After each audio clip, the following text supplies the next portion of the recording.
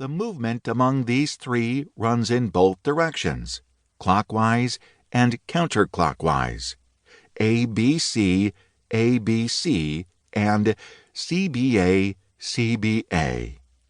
Theology shapes worship, which in turn shapes mission, which then shapes theology, and mission shapes worship, which in turn shapes theology, which then shapes mission. One may enter this circle at any point. What is important is not what comes first, but rather how any of the three, worship, theology, and mission, impacts and is impacted by the other two. This is why there must be both a clockwise movement and simultaneous counterclockwise movement. Such movements are not only simultaneous, but also never completed. In the present life, we shall never have the right and final theology with which to shape perfect worship and then solve all the difficult issues of the world. In a pandemic, for instance, part of mission is joining the world in pain and hope, in protest and submission. This then spills into worship, where we recover the prayer of the faithful, interceding for this world whose problems we cannot solve. Our reflection on this prayer leads us to rediscover some of the deeper meanings of the priesthood of all believers. Such reflection lets us see that part of the mission of the Church is to pray for the world, particularly for those who do not pray. And so the circle continues. Or one may take another example. When years ago I declared that worship was killing me, part of what I meant was that I found much worship shallow in theology and irrelevant in mission. As I have later observed the life of the Church and been part of it, I have learned that to boast of the rightness or the depth of my theology is to deny the greatness and the mystery of the God about whom and with whom I am supposed to be theologizing.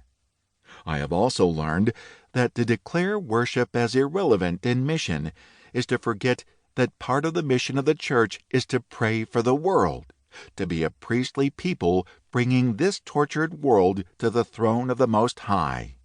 And I have also learned that to complain that any form of worship is killing me is to forget that death and new life are essential to Christian worship. If worship is killing me, this may be the continuation of what took place at my baptism, where I died and was raised again with Christ. Knowing myself as I do, I know that I need constant killing and raising into new life. This is what worship, all forms of worship, so-called traditional and so-called contemporary, so-called high and so-called low, in loud decibels and in quiet meditation, does for me, for the Church, and for the entire world over and over again, until at last in glory we shall know as we are known. Introduction. The Church has missionary power in direct proportion to its liturgical integrity. Stanley Hauerwas. When most Christians think of worship and liturgy, mission is not the first thing that comes to mind.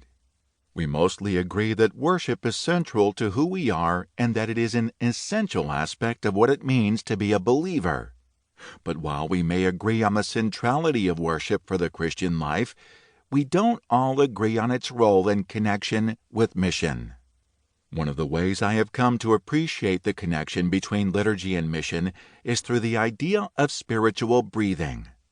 Just as physical breathing is essential to the body, so the Christian life requires a spiritual breathing that involves worship and mission.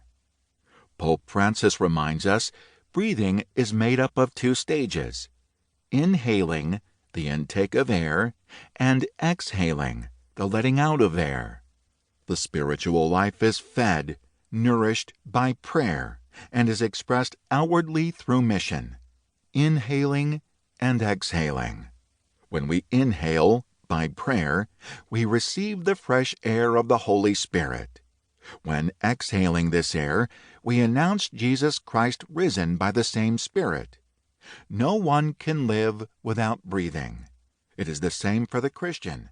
Without praise and mission.